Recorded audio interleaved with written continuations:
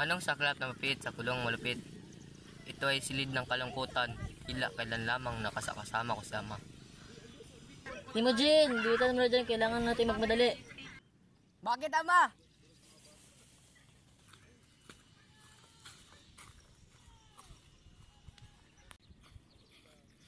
Malayo ang ating lalakbayin. Kailangan huwag tayo magpatay.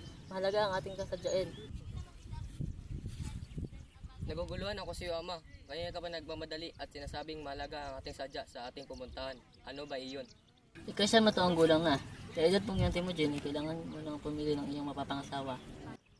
Itay, ako'y masyado pang bata para sa bagay na iyan.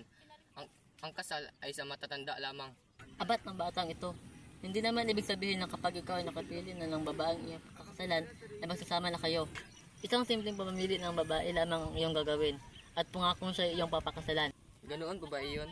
Oo anak, tayo ay nabibilang sa tribong Burhijin. Kaya't ikaw ay pipili ng babaeng mapapangasawa sa tribong Mirit. Bakit sa tribong Mirit siya kailangan magmula? Hindi naman iyon ang ating tribo.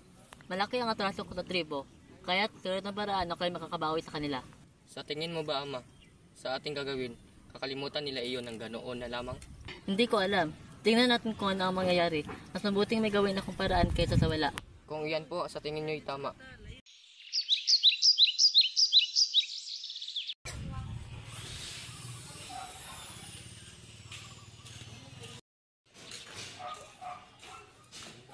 Timujin, magpahinga muna tayo.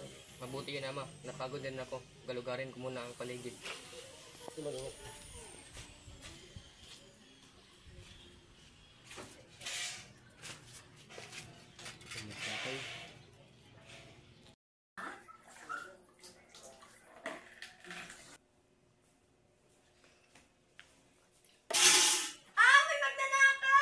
Huwag kang sumigaw. Wala akong gagawing masama.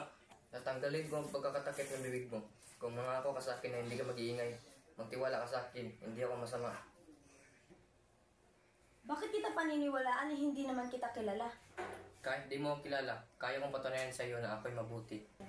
Aber, paano mo naman papatunayan ang sinasabi mo? Sige nga, Basta ba di mo ako patatawanan, sasabihin ko sa iyong patunay. tingnan natin.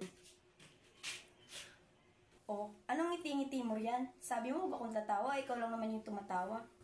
Ito na, handa ka na ba? Kanina pa, ang bagal mo naman. Nais ko sanang babaeng mapangasawa ko. Sira ulo ka ba? Niloloko mo ako, no? Kabata-bata pa natin. Seryoso ako, ano, payag ka ba? Ganoon lamang ba iyon? Alam kong mahirap akong paniwalaan, ayan mong ipaiwanag ko sa iyo. Kasama ko si Itay. Kami papunta sa tribo ng Mamirit upang pumili ako ng aking mapapangasawa. Ngunit ikaw ang ibig ko, ikaw ang pinili ko. Anong mayroon sa akin? Bakit ako ang iyong pinili? Di ko rin alam. Ang tanging alam ko lamang ay ito ang ibinigay na pagkakataon sa akin. Ikaw ang aking nakita, kaya naman pagbigyan mo na ako. Hindi naman ibig sabihin ng pumayag kahit pakasala tayo. Di ko malaman kung anong sasabihin ko sa'yo, pero sige na nga. Salamat sa iyo. Ako'y labis mong piniligaya. Asahan mong di ka magsisisi sa iyong desisyon. Paano na ngayon? Tuloy pa rin ang buhay natin. Pero darating ang panahon na tayo mamumuhay sa isang bubong, magkatuwang na aarugain ang ating mabubuting anak. Matagal pa iyon. Oo, bangako, babalikan kita pagkatapos ng 5 taon. Halika, punta natin sa ama.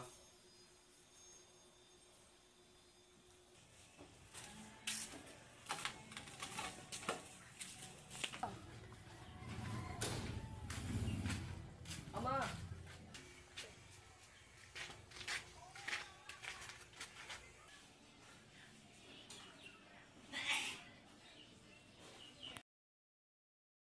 Ama, siya pong babae na pili ko, si Borte. Magandang hapon po. Kamusta po kayo? Pero, Paumahin po sa pagdesisyon ko nang din nagpapalab sa inyo. Pero buo po ang loob ko sa aking ginawa. Sana'y maunawaan niyo po ako. gano'n dito ka na. Sino ba naman ako pero dito mga ayaw tayo kagustuhan. Buhay mo naman ang nakataya rito. Okay lang ba tayo? Opo. Kung gayon, tayo na kayong dalawa. Kausapin na natin ang magulang mo, Borte.